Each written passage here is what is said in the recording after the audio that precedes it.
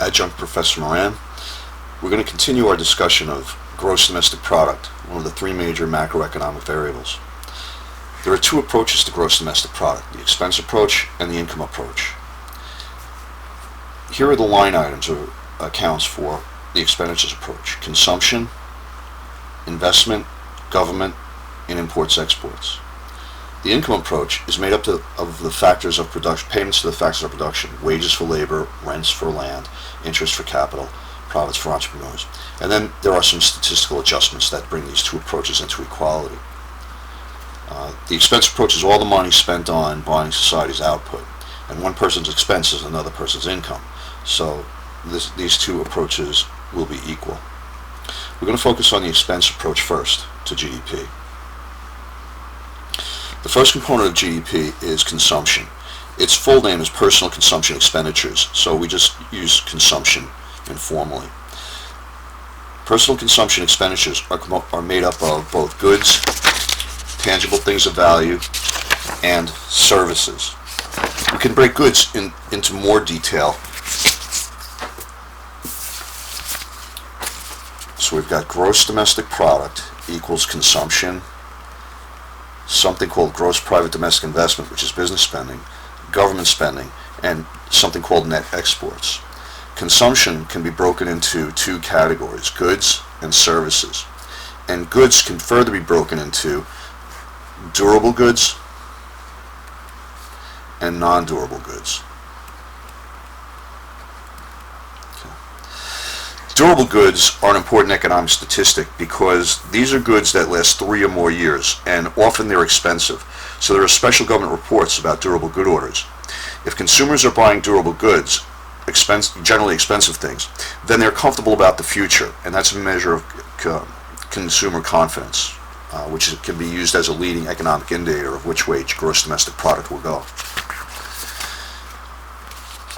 So consumption expenditures broken into goods, including durable goods, things that last a long time, 3 or more years, and they're often expensive. Cars, washing machines, ovens. Non-durable goods are things that are consumed right away, like, bread, quart of juice, pens.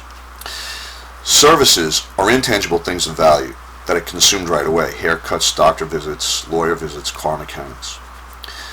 The next variable in gross domestic product, consumption, gross private domestic investment, government, exports, imports, IG, is business spending. It's called gross private domestic investment. Gross for total, private for not government, domestic inside the boundaries of the United States, investment, purchasing of goods for business. This concerns the creation of new capital assets. These capital assets often create jobs and income for people. This does not include financial investments like in the stock market. It's used in a different sense, investment.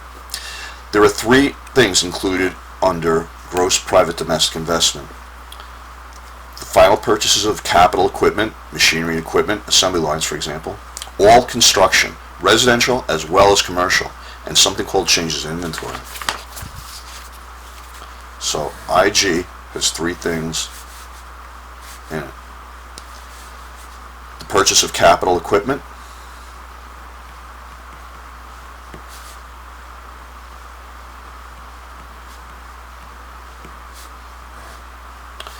all construction,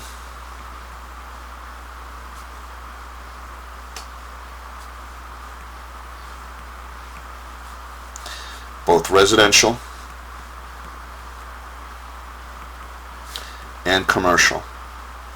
The mistake you will make, perhaps on a test, is I will ask you, where does residential construction go in GDP expense approach? And because it's a tangible thing of value that gives satisfaction, because it's good to have some place to put your stuff, you'll want to put it as a durable good. But the government has decided that residential construction is a business expense because you could have rented your house out had you chosen to. The fact that you don't is an opportunity cost to you, so they're including it in business spending. The final component in gross private domestic investment, business spending, is changes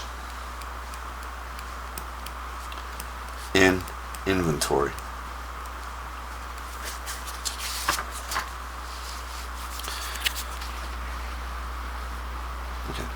So we've discussed final purchase of goods and services. We've discussed construction. And now we'll discuss what changes of inventory is. Changes in inventory is unconsumed output. It was made, but it didn't sell.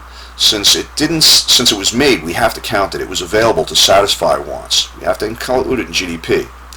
But since it didn't sell, we can't include it in consumption. So we're going to have to include any produced output that is not sold in business spending in a category called changes in inventory. Let's take an example.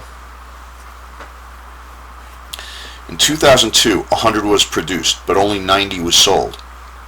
So 10 would go into changes in inventory in IG.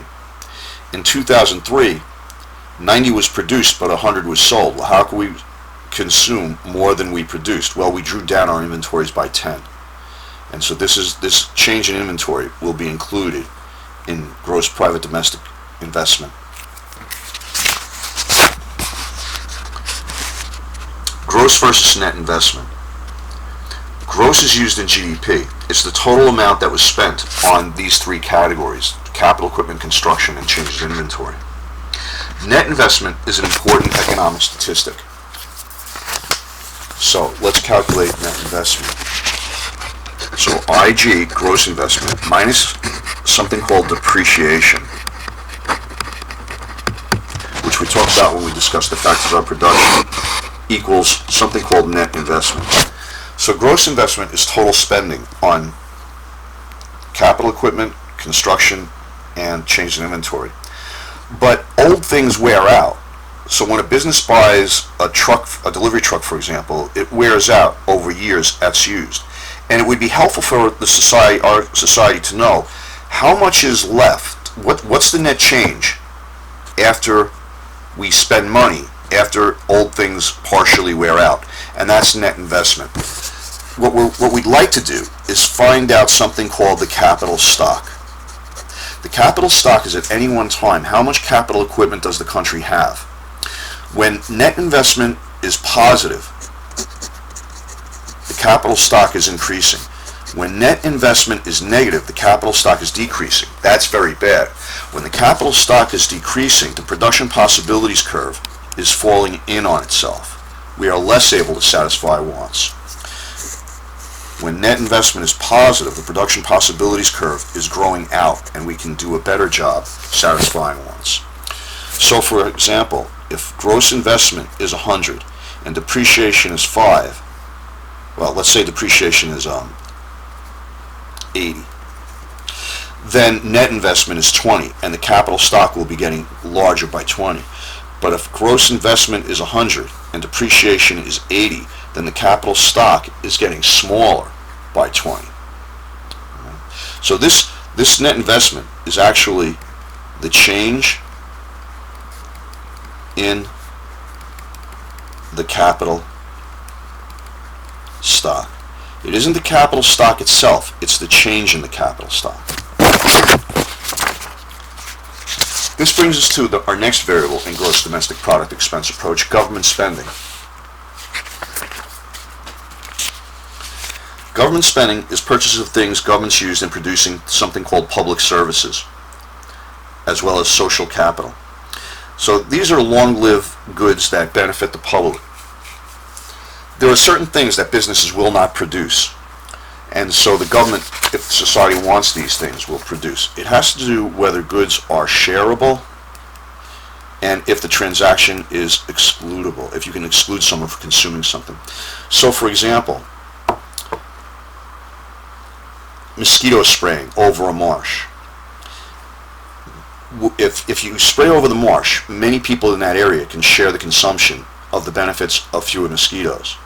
But if someone pays, if only one person pays, you can't exclude the other people from enjoying the benefits of eradicating mosquitoes. So businesses will not pay because those people who can't be excluded are called free riders. They don't have to pay to get the benefit of the sale of the product. So if we want this done, since business won't do it because of free riders, the government has to produce this. You'll study that more in microeconomics. Okay, our final component of gross domestic product expense approach is net exports. Net exports equals exports minus imports. Exports are goods that we make in the United States but export them to other countries. They get the good, but we get the money. So this is a positive to our GDP. Imports are goods that are made in foreign countries that we buy and bring here. Imports, we get the goods, but they get the money. So imports are negative to our GDP. This is what people mean when they say the trade deficit. Right? And generally, the United States imports more goods than it exports. So this number is negative.